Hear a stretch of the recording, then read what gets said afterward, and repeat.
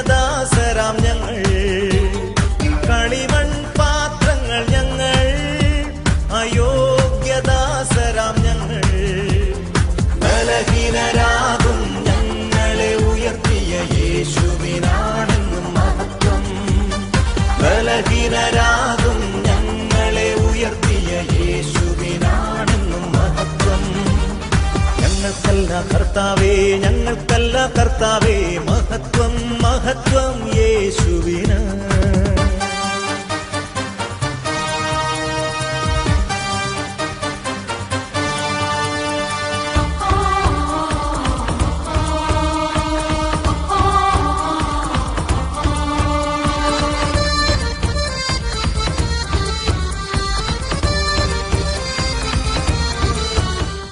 Hallelujah. യേശുവേ നന്ദി, യേശുവേ സ്തുതി. വിവാഹം എന്ന കൂദാശയിലൂടെ ഒരു പുരുഷനെയും സ്ത്രീയെയും ദൈവം ഒന്നിപ്പിക്കുകയാണ്. വിവാഹം എന്ന കൂദാശയിലൂടെ ദൈവം ആഗ്രഹിക്കുന്ന ദൈവത്തിൻ്റെ വലിയ ഒരു പദ്ധതിയുണ്ട്. എന്തിനാണ് ഒരു യുവാവും യുവതിയും വിവാഹബന്ധത്തിൽ ഒന്നാവുന്നത്? എന്തിനാണ് വിവാഹത്തിലൂടെ, വിവാഹമെന്ന കൂദാശയിലൂടെ രണ്ട് വ്യക്തികൾ ഒന്നിച്ചാകുന്നത്? എന്തിനു വേണ്ടിയാണ്? വിവാഹം കഴിച്ചവരൊക്കെ ധാരാളം പേരോടുണ്ട്. എന്തിനു വേണ്ടിയാണ് ദൈവം വിവാഹത്തിലൂടെ ഒന്നിപ്പിക്കുന്നത്? പറയാമോ? എന്തിനു വേണ്ടിയാണ് വിവാഹം കഴിച്ച ആർക്കെങ്കിലും പറയാമോ? എന്തിനാണ് വിവാഹം കഴിക്കുന്നത്? അതെ, ദൈവത്തിൻ്റെ സൃഷ്ടികർമ്മത്തിൽ പങ്കാളിയാകാൻ.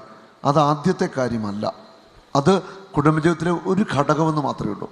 കുടുംബജീവിതത്തിൽ മക്കൾക്കൊക്കെ ജന്മം നൽകുക, വളർത്തുക എന്നുള്ളത്. എന്തിനാണ് വിവാഹം എന്ന കൂദാശയിലൂടെ രണ്ട് വ്യക്തികളെ ദൈവം ഒന്നിച്ചു ചേർക്കുന്നത്? ആർക്കെങ്കിലും പറയാമോ?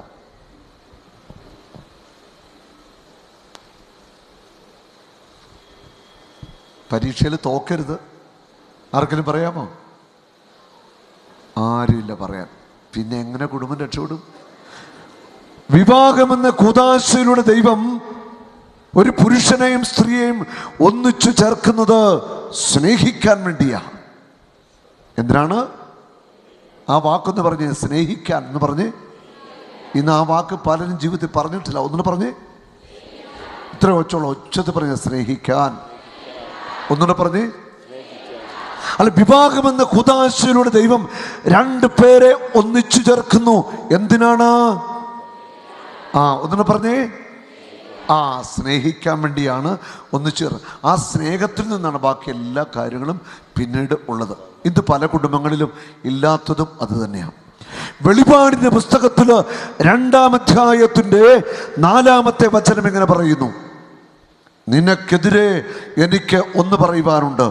ആദ്യമുണ്ടായിരുന്ന സ്നേഹം നീ കൈവിടിഞ്ഞു. ആദ്യമുണ്ടായിരുന്ന സ്നേഹം നീ കൈവിടിഞ്ഞു. എവിടെ വെച്ചാണ് അധപ്പതിച്ചത് എന്ന് ചിന്തിക്കുക. ആദ്യ സ്നേഹത്തിലേക്ക് നീ മടങ്ങി വരിക. എവിടെ വെച്ചാണ് അധപ്പതിച്ചത് എന്ന് ചിന്തിക്കുക. ആദ്യ സ്നേഹത്തിലേക്ക് നീ മടങ്ങി വരിക. ഇന്ന് നിങ്ങളുടെയൊക്കെ കുടുംബത്തിൽ ആദ്യമുണ്ടായിരുന്ന സ്നേഹമുണ്ടോ? വർഷങ്ങൾ പിന്നിടുമ്പോൾ ആ സ്നേഹത്തിൻ്റെ അളവ്, ആ സ്നേഹത്തിൻ്റെ ദൃഢത, ആ സ്നേഹത്തിൻ്റെ ശക്തി പല ഭാര്യാഭർത്താക്കന്മാരുടെ ജീവിതത്തിൽ കുറഞ്ഞുപോയി. ഇതൊരു സത്യമാണ്. ആണോ? അതെ. മനസ്സുകൾ തമ്മിൽ ഏറെ ദൂരം അകന്നുപോയിട്ട പല ഭാര്യാഭർത്താക്കന്മാരും ഒരു വീടിൽ ഒന്നിച്ചു ജീവിക്കുന്നത്. ഒരു ബെഡിൽ കിടക്കുമ്പോൾ തന്നെ മനസ്സുകൾ തമ്മിൽ ഏറെ അകലമുണ്ട്. ഇന്ന് പല കുടുംബങ്ങളുടെയും തകർച്ചയുടെ കാരണവും ഇത് തന്നെയാണ്. മനസ്സിന് പൊരുത്തമല്ല, മനസ്സ് ഒന്നല്ല.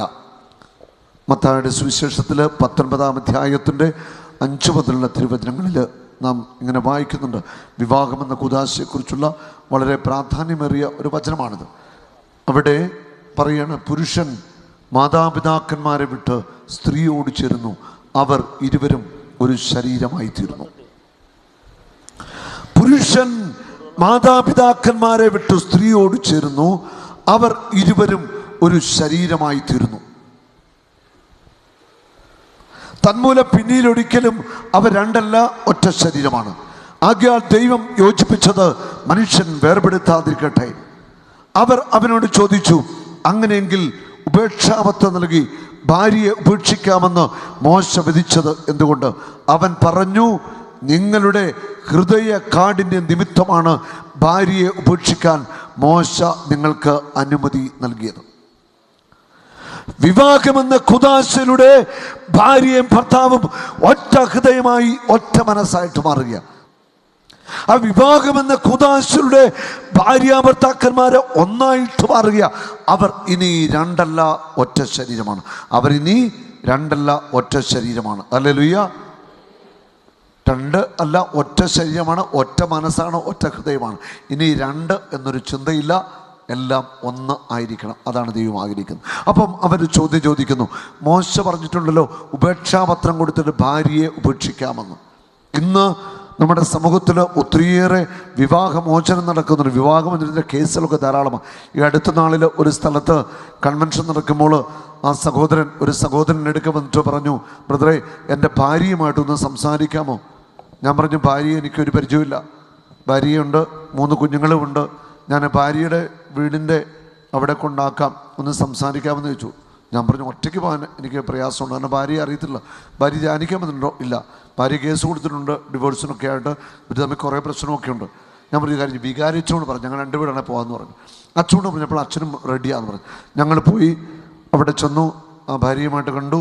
ആ ഭാര്യ ഹൃദയം തുറന്ന് കുറേ കാര്യങ്ങളൊക്കെ പറഞ്ഞു. 2 പേരുടെയും ഭാഗത്ത് വീഴ്ചകളുണ്ട്. ഈ സഹോദരിച്ച് മദ്യപിച്ചിട്ടെന്ന് ഭാര്യയെ തല്ലിയൊക്കെ ചെന്നു, കുറേ വിഷയങ്ങളൊക്കെ ഉണ്ട്. അതെല്ലാം പറഞ്ഞു, കണ്ണുനീരുടെ കാര്യങ്ങളൊക്കെ പറഞ്ഞു.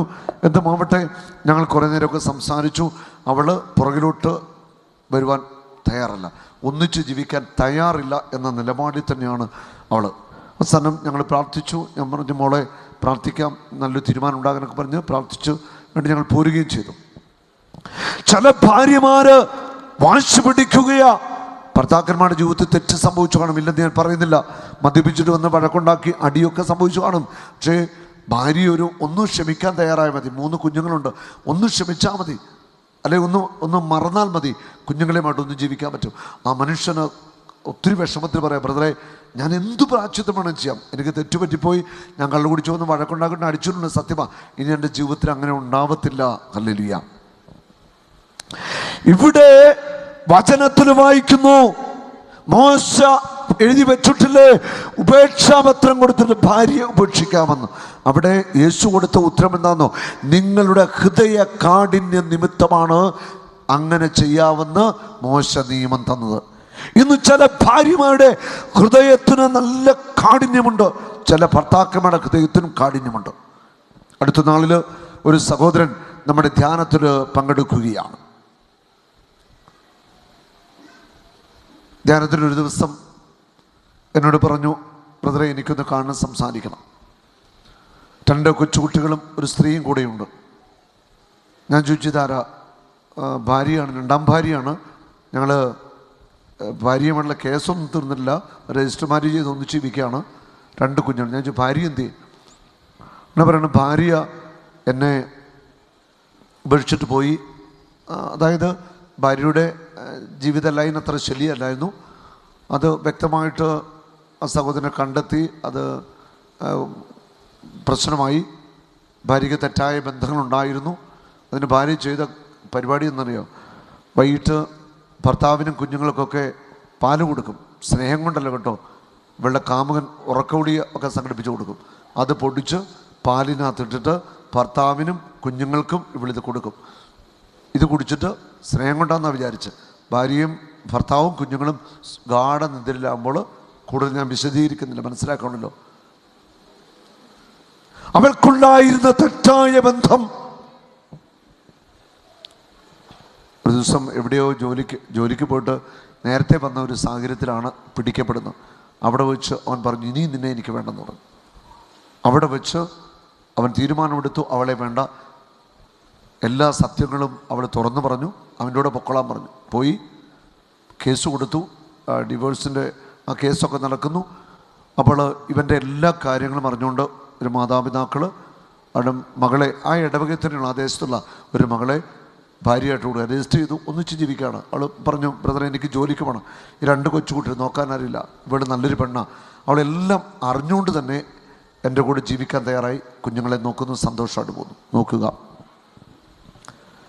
ഭാര്യയുടെ അവിശ്വസ്തതയാ അവൻ കേസ് കൊടുക്കാൻ കാരണമായിട്ട് മാറുന്നത്. അത് പിടിക്കപ്പെട്ടതുകൊണ്ടല്ലേ?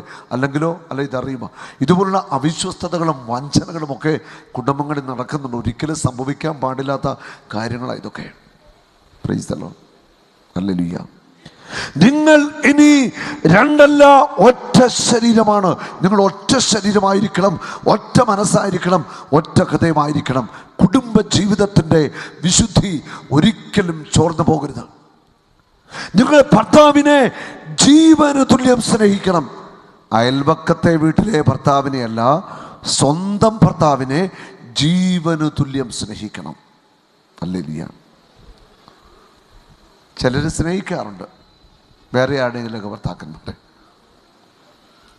നിങ്ങൾ സ്വന്തം ഭാര്യയെ ജീവന് തുല്യം സ്നേഹിക്കണം. അയൽവക്കത്തെ വീട്ടിലെ ഭാര്യയല്ല, വേറെ ഭാര്യയല്ല, സ്വന്തം ഭാര്യയെ ജീവൻ കൊടുത്തു സ്നേഹിക്കണം. അങ്ങനെ സ്നേഹിക്കുന്ന ഭർത്താക്കന്മാരുണ്ടോ? ഒരനുഭവം ഞാൻ നിങ്ങളുടെ പങ്കുവെക്കാം. ഹൃദയസ്പർശിയായ ഒരനുഭവം. ഹല്ലേലൂയ. എല്ലാവരും ഞാൻ ഹല്ലേലൂയ, ഹല്ലേലൂയ. നമ്മുടെ ധ്യാനത്തിൽ ഒരു കുടുംബം ധ്യാനിക്കുകയാണ്. ഭാര്യ, ഭർത്താവ്, ഭർത്താവിൻ്റെ അമ്മയുമുണ്ട്. ഏതോ ഒരു സമയത്ത് വീൽ ചെയറിൽ തൻ്റെ ഭാര്യയെ ഉന്തി ഇങ്ങനെ എൻ്റെ അടുക്ക കൊണ്ടുവന്നു. ബ്രദറെ ഒന്ന് പ്രാർത്ഥിക്കണം. ഞാൻ ചെന്തു പറ്റുക, അതായത് മസിൽസിൻ്റെ ബലമെല്ലാം നഷ്ടപ്പെട്ട് കാല് കൈകളൊക്കെ തളർന്നു. അപ്പം ബെൽറ്റൊക്കെ ഇട്ട് കൈയൊക്കെ ബെൽറ്റ് പടിയെ വെച്ച് കെട്ടിയാണ് വെളിയിരിക്കുന്നത്. നല്ലൊരു ഭാര്യ, വലിയ പ്രായമൊന്നുമില്ല, 30-35 വയസ്സേ ഉള്ളൂ. 3 കൊച്ചു കുഞ്ഞുങ്ങളെ ചെറിയ ക്ലാസ്സിൽ പഠിക്കുന്നു. ഭർത്താവ് ബാങ്കിലെ മാനേജറാണ്, അവധി എടുത്തിരിക്കുകയാണ്. അമ്മ കൂടെയുണ്ട്. ഞാൻ സംസാരിച്ചവരോട്. നല്ല ഭാര്യ ഭർത്താക്കന്മാർ. 10-12 വർഷമായിട്ടുള്ള ഒരു വിവാഹമൊക്കെ കഴിഞ്ഞ് ജീവിതം ആരംഭിച്ചിട്ട്. എന്നിട്ട് ഞാൻ ചോദിച്ച കാര്യങ്ങളൊക്കെ. അപ്പം ഭാര്യയുടെ ഹാർട്ടിന് കംപ്ലൈൻ്റ് ഉണ്ട്, മസിൽസിൻ്റെ ബലം പോകുന്ന 2 അസുഖങ്ങളാണ്. ഞാൻ അവൾക്ക് വേണ്ടി പ്രാർത്ഥിച്ചു. പ്രാർത്ഥനയെല്ലാം കഴിഞ്ഞ് ഭാര്യയുമായിട്ട് വീണ്ടും ധ്യാനങ്ങളിലേക്ക് പോയി. പിന്നെ ഏതോ സമയത്ത് ഈ മനുഷ്യൻ ഒറ്റയ്ക്ക് എൻ്റെ അടുക്ക വന്നിട്ട് ചോദിച്ചു, ബ്രദറും എൻ്റെ വൈഫിന് വേണ്ടി പ്രാർത്ഥിച്ചപ്പോൾ കർത്താവ് എന്തെങ്കിലും സന്ദേശം നൽകിയോ? ഞാൻ ആ ഭർത്താവിൻ്റെ മുഖത്തേക്ക് നോക്കി. ഞാൻ പറഞ്ഞു, സഹോദര, നമുക്ക് പ്രാർത്ഥിക്കാം. ഈശോ അല്ലേ സൗഖ്യം നൽകുന്നത്. കാരണം എനിക്കൊരു പോസിറ്റീവ് മെസ്സേജ് അല്ല കിട്ടിയത്, ഒരു സൗഖ്യത്തിൻ്റെയോ ദീർഘായുസ്സിൻ്റെ മെസ്സേജ് അല്ല എൻ്റെ മനസ്സിൽ കർത്താവ് തന്നു. ഞാൻ പറഞ്ഞു, നമുക്ക് പ്രാർത്ഥിക്കാം, ഈശോ ഭാര്യയുടെ കരുണ കാണിക്കും. അതൊക്കെ പറഞ്ഞ് ആശ്വസിപ്പിച്ച് ഞാൻ പറഞ്ഞു, വിഷമിക്കണമെന്നൊക്കെ പറഞ്ഞ് ഞാൻ വിടുകയും ചെയ്തു. ധ്യാനം കഴിഞ്ഞ് പോകാൻ നേരത്ത് ഭർത്താവ് എന്നിട്ട് പറഞ്ഞു, ബ്രദർ ഒന്നുകൂടെ എൻ്റെ ഭാര്യയ്ക്ക് പ്രാർത്ഥിച്ചു. ഞാൻ പറഞ്ഞു, ഉറപ്പാണ്. ഞാൻ ചെന്നു, ആ ഭാര്യയ്ക്ക് വേണ്ടി പ്രാർത്ഥിച്ചു. ഞാൻ പറഞ്ഞു, പ്രാർത്ഥിച്ചോളാം, കർത്താവ് അനുഗ്രഹിക്കും, സൗഖ്യം നൽകുമെന്നൊക്കെ പറഞ്ഞു. സന്തോഷമായിട്ട് അവർ പോയി. 1 മാസം കഴിഞ്ഞപ്പോൾ നമ്മുടെ ഒരു പ്രേക്ഷിതയാണ് അവരെ ധ്യാനത്തിന് കൊണ്ടുവന്ന പ്രേക്ഷിത എന്നെ വിളിച്ചു. ബ്രദറെ, ഞാൻ അന്ന് കൊണ്ടുവന്ന കുടുംബം അവർക്കൊന്ന് സംസാരിക്കണമെന്ന് ആഗ്രഹം. ഇപ്പോൾ ആ ഭാര്യ കോട്ടയം കാരിത്താസ് ആശുപത്രിയിൽ സീരിയസ് ആയിട്ട് കിടക്കുകയാണ്. ഹാർട്ടിന് കംപ്ലൈൻറ്റ്, മൊത്തത്തിൽ തളർന്നു, ഒന്ന് പ്രാർത്ഥിക്കാനെന്ന് പറഞ്ഞു. അപ്പോൾ തന്നെ ഞാൻ വിളിക്കാൻ പറഞ്ഞു. ആ ഭർത്താവ് വിളിച്ചു, ഞാൻ സംസാരിച്ചു. പിന്നെ ഭർത്താവിനോട് ഞാൻ, ബ്രദറെ, എൻ്റെ ഭാര്യയ്ക്കൊന്ന് സംസാരിക്കണമെന്ന് ആഗ്രഹമുണ്ട്. ഞാൻ പറഞ്ഞു, ലൗഡ് സ്പീക്കറാക്കി ഭാര്യയുടെയൊക്കെ പിടിക്കാൻ പറഞ്ഞു. പിടിച്ചപ്പോൾ അവളുടെ ശബ്ദം വളരെ കുഞ്ഞു ശബ്ദമാണ്. അവൾ പറഞ്ഞു, ബ്രദറെ, എനിക്ക് തീരെ വയ്യ, എനിക്ക് വേണ്ടി പ്രാർത്ഥിക്കണം, എൻ്റെ കുഞ്ഞുങ്ങൾ, അത് സങ്കടമാണ്. അല്പസമയം സംസാരിച്ചു. ഞാൻ പറഞ്ഞു, മോളെ പ്രാർത്ഥിക്കാം. ഞാൻ ടെലിഫോണിലൂടെ തന്നെ അവൾക്ക് വേണ്ടി പ്രാർത്ഥിച്ചു. 2 ദിവസങ്ങൾ കഴിഞ്ഞു, അവൾ ഈ ലോകത്തോട് യാത്ര പറഞ്ഞു. തൻ്റെ പ്രിയപ്പെട്ട ഭർത്താവിനെയും 3 പൊടിക്കുഞ്ഞുങ്ങളെയും വിടാക്കിയിട്ട് കണ്ണുനീരില്ലാത്ത ലോകത്തിലേക്ക്, മാലാഖമാരുടെ നാട്ടിലേക്ക് അവൾ യാത്രയായി. മാലാഖമാരുടെ നാട്ടിലേക്ക് അവൾ യാത്രയായി. 3 കൊച്ചു കുട്ടികൾ. ഭർത്താവിൻ്റെ അമ്മ, നല്ല കുടുംബമാണ്. അവിടെ എന്നെ വിളിച്ചിട്ട് പറഞ്ഞു, പിന്നെ വിളിച്ചു പറഞ്ഞു, ആ പ്രേക്ഷിത വിളിച്ചു പറഞ്ഞു, അവൾ മരിച്ചു എന്നൊക്കെ എന്നോട് പറഞ്ഞു. ശവസംസ്കാരത്തിനൊന്നും ഞാൻ പോയില്ല. അതിൻ്റെ പിറ്റേ മാസം പ്രേക്ഷിത വന്നപ്പോൾ എന്നോട് പറയണം, ബ്രദറെ, ഇതുപോലെ ഭാര്യയെ ജീവന് തുല്യം സ്നേഹിച്ചൊരു ഭർത്താവ് ഉണ്ടാവത്തില്ല. ഇതുപോലെ ജീവന് തുല്യം ഭാര്യയെ സ്നേഹിച്ചൊരു ഭർത്താവ് ഉണ്ടാകാൻ ഒരു സാധ്യതയില്ല. അതായത് ഭാര്യ തീർത്തും രോഗാവസ്ഥയിലായി കഴിഞ്ഞപ്പോൾ ഭർത്താവ് അവധിയെടുത്തു. തൻ്റെ ഭാര്യയെ ശുശ്രൂഷിച്ചുകൊണ്ട് വീട്ടിൽ തന്നെയായിരുന്നു. ഇവിടെ പറയുകയാണ്, രാവിലെ കുഞ്ഞുങ്ങൾക്ക് അമ്മയുടെ കൂടെ ഭക്ഷണം ഉണ്ടാക്കുക, എല്ലാ കാര്യം ചെയ്യും. കുഞ്ഞുങ്ങളെ സ്കൂളിൽ കൊണ്ടാക്കാനായിട്ട് ബസ്സെ കയറ്റി വിടും. പെണ്ണെന്ന് ഭാര്യയെ എഴുന്നേപ്പിച്ച് പല്ല് തേപ്പിക്കും, മുടി ചീകെട്ടും, മുഖം കഴുകും, ബാത്റൂമിൽ കൊണ്ടുപോയി എടുത്ത് ബാത്റൂമിൽ കൊണ്ടുപോകും. ഭാര്യയുടെ എല്ലാ കാര്യവും ചെയ്തു കൊടുക്കും. അങ്ങനെ ഭാര്യയെ ശുശ്രൂഷിച്ച് സ്നേഹം കൊടുത്തു. അവസാനം അവൾ ഈ ലോകത്തോട് യാത്ര പറഞ്ഞു. എന്നോട് ആ ചേച്ചി പറയണം, ബ്രദറെ, ശവസംസ്കാര ചടങ്ങിൻ്റെ സമയത്ത് നമുക്ക് സഹിക്കാൻ പറ്റത്തില്ല. ആ പ്രിയ ഭർത്താവ് തൻ്റെ ഓമന കുഞ്ഞുങ്ങളെ എടുത്ത് ആ കുഞ്ഞുങ്ങളുടെ അമ്മയ്ക്ക് എടുത്ത് ഇങ്ങനെ ഉമ്മ കൊടുത്തു. 3 കുഞ്ഞുങ്ങളെ കൊണ്ടെടുത്ത് ഉമ്മ കൊടുത്തു. കുഞ്ഞുങ്ങളെ പിടിച്ചു മാറ്റി. മനുഷ്യൻ തൻ്റെ പ്രിയപ്പെട്ട ഭാര്യയോട് തണുത്തു മരവിച്ച മുഖത്തേക്ക് തൻ്റെ കൈകൊണ്ട് പിടിച്ചിട്ട് ആ മുഖത്തേക്ക് വീണ് കിടന്ന മനുഷ്യൻ വാവിട്ടു നിലവിളിക്കുക. ചങ്കുപറ്റിയ മനുഷ്യൻ കരയുക. ആ തണുത്തു മരവിച്ച മുഖത്തേക്ക് ആ പ്രിയ ഭർത്താവിൻ്റെ കണ്ണുനീരൊഴുകിയ ആ അവസാനത്തെ സ്നേഹത്തിൻ്റെ ചുംബനം അവൾക്ക് അനുഭവിക്കാൻ സാധിച്ചില്ല. കാരണം മരിച്ചു മരവിച്ച ആ മുഖത്തേക്ക് ആ മനുഷ്യൻ വീണ് കിടന്ന് കരയുക. ഹല്ലേലൂയ. അവൾ മാലാഖമാരുടെ നാട്ടിലേക്ക് പോയി. തൻ്റെ കുഞ്ഞുങ്ങളെയും ഭർത്താവിനെയും അമ്മയെല്ലാം വിട്ടിട്ട്. ഹല്ലേലൂയ. ആ പ്രേക്ഷിതയായ സ്ത്രീ പറയുക, നമുക്ക് നമ്മൾ ചങ്കുപൊട്ടിപ്പോകുന്ന കാഴ്ചയായിരുന്നത്. അത്രമാത്രം ആ മനുഷ്യൻ തൻ്റെ ഭാര്യയെ സ്നേഹിച്ചു, ശുശ്രൂഷിച്ചു.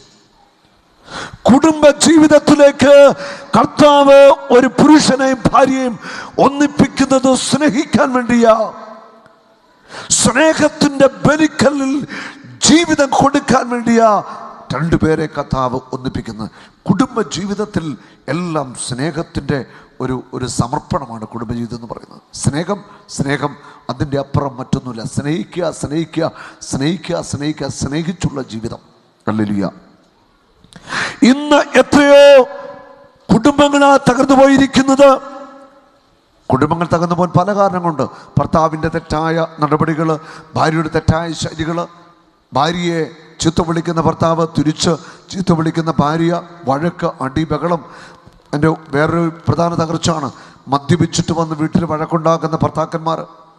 എന്തൊരു കഷ്ടമാണിത്. അവൻ്റെ ഭാര്യയെ തല്ലും, മക്കളെ തല്ലും, കുടുംബത്തിൽ വഴക്ക്, പ്രശ്നങ്ങൾ, ഇതെല്ലാം കുടുംബത്തിൽ ഇന്ന് നടന്നുകൊണ്ടിരിക്കുക. അങ്ങനെ കുടുംബങ്ങൾ തകരുകയാണ്. മാതാപിതാക്കന്മാരുടെ തെറ്റായ ജീവിത ശൈലികൾ മക്കൾ നേരിട്ട് കാണുകയാണ്. അങ്ങനെ മാതാപിതാക്കന്മാരുടെ ആ സ്നേഹമില്ലായ്മ കണ്ട് വളർന്നു വരുന്ന മക്കൾ വഴിതെറ്റിപ്പോകുന്നു. ആൺകുട്ടികളും പെൺകുട്ടികളും തെറ്റായ പ്രേമബന്ധങ്ങളിൽ ഒക്കെ കടന്നു പോവുകയാണ്. ചില പെൺകുട്ടികളൊക്കെ ജീവിതം മുഴുവൻ നശിപ്പിക്കുന്ന സംഭവങ്ങൾ നമ്മൾ എത്രയോ സംഭവങ്ങൾ അറിയുന്നത്.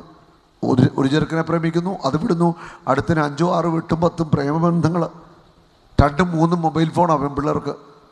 അത് 3 ചെറുക്കന്മാരെ കൊടുത്തിരിക്കുന്ന, മാറി മാറി വിളിക്കണ്ടേ. രാത്രി 11 2 മണിയായാലും ഉറക്കമില്ല. 2 മണിക്കൊക്കെ എഴുന്നേറ്റ് മെസ്സേജ് അയക്കുകയാണ്. ഞാൻ തമാശ പറയുന്നല്ലോ, ഉള്ള സത്യമേ പറയുന്നു. ഹല്ലേലൂയ. യേശുവേ നന്ദി, യേശുവേ സ്തുതി. Praise the Lord. ഹല്ലേലൂയ. യേശുവേ നന്ദി.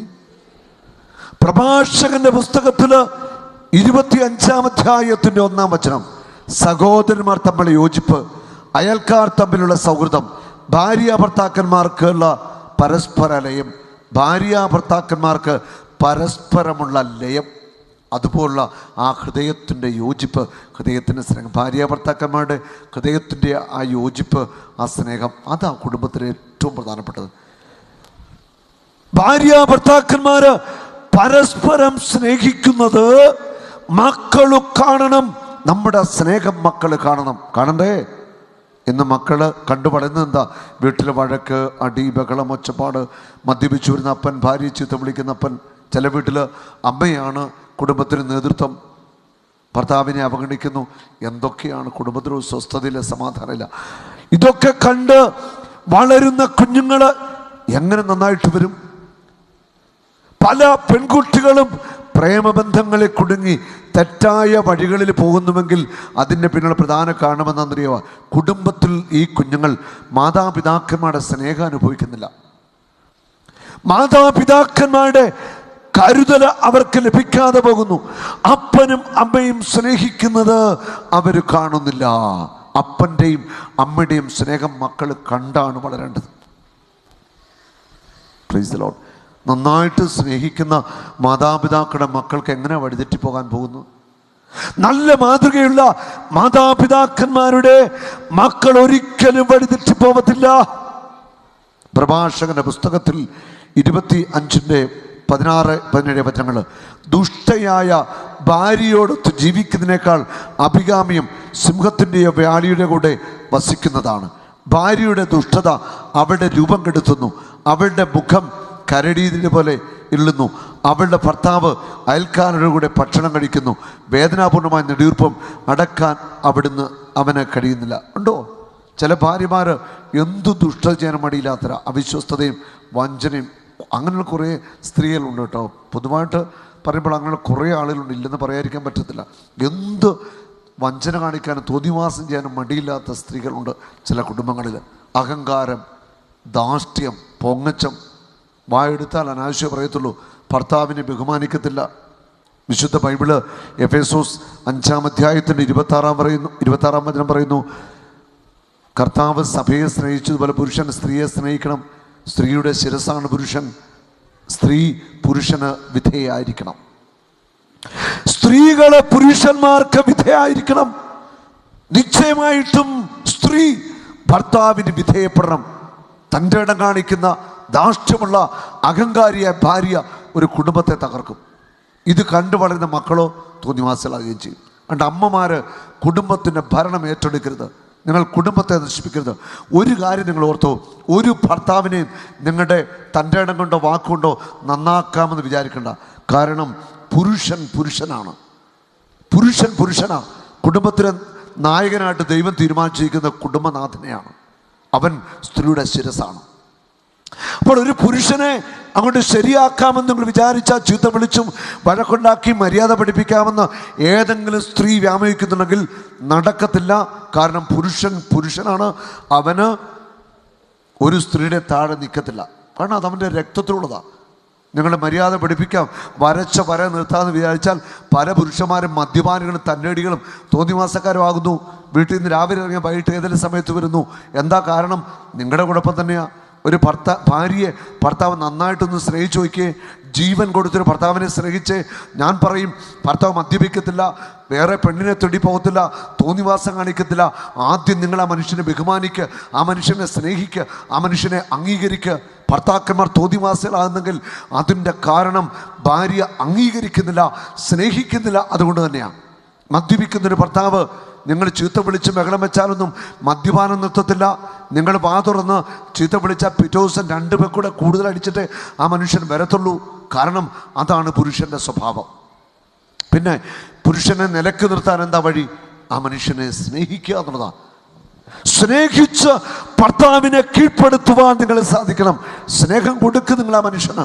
ഒരുപക്ഷേ അല്പം മദ്യപാനം കാണും, അല്ലെങ്കിൽ കുറവുകളൊക്കെ കാണും, പോട്ടെ, ഒന്ന് ക്ഷമിച്ച് നിങ്ങൾ സ്നേഹിക്കുമ്പോൾ ആ സ്നേഹം ആ മനുഷ്യൻ തിരിച്ചറിയണം. നിങ്ങൾ സ്നേഹിക്കുന്നില്ലെങ്കിൽ ഏതെങ്കിലും സ്ത്രീ സ്നേഹം കൊടുക്കും, ആ പുറകെ ആ മനുഷ്യൻ പോവുകയും ചെയ്യും. പലയിടത്തും ഇങ്ങനെയാണ് പാളിച്ചകൾ സംഭവിച്ചിരിക്കുന്നത്. ഹല്ലേലൂയ. കണ്ട് മദ്യപിക്കുന്ന ഭർത്താവിനെ നിങ്ങൾ വരച്ച വര നിർത്താമെന്ന് വിചാരിച്ചാൽ അത് നടക്കത്തില്ല. ആ ഒരു സംഭവം ഒരു പുരുഷനും അംഗീകരിക്കത്തില്ല. കാരണം പുരുഷൻ്റെ മുകളിൽ തന്നെയാണ് സ്ത്രീയുടെ ഒരു അവൻ്റെ ഒരു മനസ്സും ലെവലും അങ്ങനെയാണ്. Hallelujah, hallelujah. സ്ത്രീയുടെ മനസ്സാണോ കടുപ്പം, പുരുഷൻ്റെ മനസ്സാണോ കടുപ്പം? ഇത് ഒരു ചോദ്യമാണ്. ആദ്യത്തെ ചോദ്യത്തിൽ നിങ്ങൾ തോറ്റുപോയി. അടുത്ത ചോദ്യമാണ്, സ്ത്രീയുടെ മനസ്സാണോ കടുപ്പം, പുരുഷൻ്റെ മനസ്സാണോ കടുപ്പം? ഉണ്ടോ? സ്ത്രീകൾ തന്നെ പറയുന്നു അവരുടെ മനസ്സാ കടുപ്പമെന്ന്. അതെന്താ പറയാൻ കാര്യം? എന്താണ് ഞങ്ങളത് പറഞ്ഞത്? സ്ത്രീകൾ പറഞ്ഞ് സ്ത്രീകൾ തന്നെ ഇവിടെ പ്രഖ്യാപിക്കുകയാണ് സ്ത്രീകളുടെ മനസ്സാ കടുപ്പമെന്ന്. ഞാൻ അങ്ങനെ പറയത്തില്ല. 1-2 സംഭവങ്ങൾ പറയാം, എന്നിട്ട് നിങ്ങൾ ഒന്ന് വിലയിരുത്തിയാൽ മതി. അതായത് സ്ത്രീയുടെ മനസ്സാണോ പുരുഷൻ്റെ മനസ്സാണോ കടുപ്പം? ഇപ്പം സ്ത്രീയുടെ കണ്ണുനീരും വിഷമവും കണ്ടു പുരുഷന്മാർക്ക് പെട്ടെന്ന് അങ്ങ് മനസ്സലിയും. പുരുഷന്മാർക്ക് ഭാര്യമാരൊക്കെ കരഞ്ഞു കഴിഞ്ഞാൽ ഭയങ്കര പെട്ടെന്ന് അവരുടെ മനസ്സങ്ങ് സോഫ്റ്റ് ആവും. ചിലപ്പോൾ ഒരു സ്മോളൊക്കെ അടിക്കും, ഇച്ചിരി കുഞ്ഞു പ്രശ്നമൊക്കെ ഉണ്ടെങ്കിലും വീട്ടിലൊരു വിഷമം വന്നു കഴിഞ്ഞാൽ പെട്ടെന്ന് ഭർത്താവിൻ്റെ മനസ്സിന് അതൊരു വിഷമമായിട്ടാണ് പല വീട്ടിലും കാണുന്നത്. അതിൻ്റെ കാര്യം എന്താ? അതെന്താ കാര്യം? ആദ്യം സ്ത്രീയാണോ കരയുന്നത്, പുരുഷനാണോ കരയുന്നത്? ആരെങ്കിലും ആട്ടെ കരയട്ടല്ലേ, പുരുഷനും സ്ത്രീയും കരയട്ടെ. ഹല്ലേലൂയ, അല്ലേ? കൂടുതൽ മനസ്സലിവ് സ്ത്രീക്കോ പുരുഷനോ? പുരുഷനെന്നാണ് ഇവിടെ ചേച്ചിമാർ പറയുന്നത്. അതിൻ്റെ കാരണം എന്താണെന്നറിയാമോ? പറയാം. അതായത് ദൈവം ആദ്യം സൃഷ്ടിച്ചത് ആരെയാണ്? പുരുഷനെ, ആദത്തെ, അല്ലേ? ആദത്തെ ദൈവം മണ്ണുകൊണ്ട് സൃഷ്ടിച്ചു. മണ്ണിൻ്റെ പ്രത്യേകത എന്താണ്? വെള്ളം വീണ് കഴിഞ്ഞാൽ മണ്ണെല്ലാം കുതിർന്ന് അലിഞ്ഞു പോകും. ശരിയാണോ? ആണോ? അതെ, വെള്ളം വീണാൽ മണ്ണ് കുതിർന്ന് അലിഞ്ഞു പോകും. മണ്ണ് കൊണ്ടാണ് പുരുഷനെ സൃഷ്ടിച്ചത്. സ്ത്രീയെ സൃഷ്ടിച്ചതോ പുരുഷൻ്റെ വാരിയിൽ ഊരിയെടുത്തിട്ട് ദൈവം സ്ത്രീയെ സൃഷ്ടിച്ചു. ഈ എല്ലയിലോട്ട് ആസിഡ് വീണാൽ പോലും അലിഞ്ഞു പോകത്തില്ല. ഹല്ലേലൂയ. മനസ്സിലായോ? കാര്യം മനസ്സിലായോ? Praise the Lord. ഹല്ലേലൂയ. അതുകൊണ്ട് നിങ്ങൾ ഈ ഭർത്താക്കന്മാരെ ഒന്ന് സ്നേഹിച്ചാൽ മതി. നല്ല സ്നേഹം അങ്ങോട്ട് കൊടുത്തു കഴിഞ്ഞാൽ, ചേട്ടനെ ഒന്ന് സ്നേഹിച്ചു തുടങ്ങിയാൽ നിങ്ങൾ പറയുന്നതിൻ്റെ അപ്പുറം ചേട്ടൻ പോകത്തില്ല. ഹല്ലേലൂയ. പക്ഷെ നിങ്ങൾ സ്നേഹിക്കാൻ പഠിച്ചില്ല, നിങ്ങൾ മര്യാദ പഠിപ്പിക്കാനാണ് നോക്കുന്നത്. ഒരിക്കലും ഭർത്താവിനെ മര്യാദ പഠിപ്പിക്കാൻ പറ്റത്തില്ല. അതുകൊണ്ട് സ്നേഹിച്ച് നിങ്ങൾ ഭർത്താവിനെ കീഴ്പ്പെടുത്തണം. ഹല്ലേലൂയ. പാത്രങ്ങൾ ഞങ്ങൾ, അയോഗ്യദാസരാം ഞങ്ങൾ, ബലഹീനരാകും ഞങ്ങളെ ഉയർത്തിയ യേശുവിനാണെന്നും മഹത്വം. ബലഹീനരാ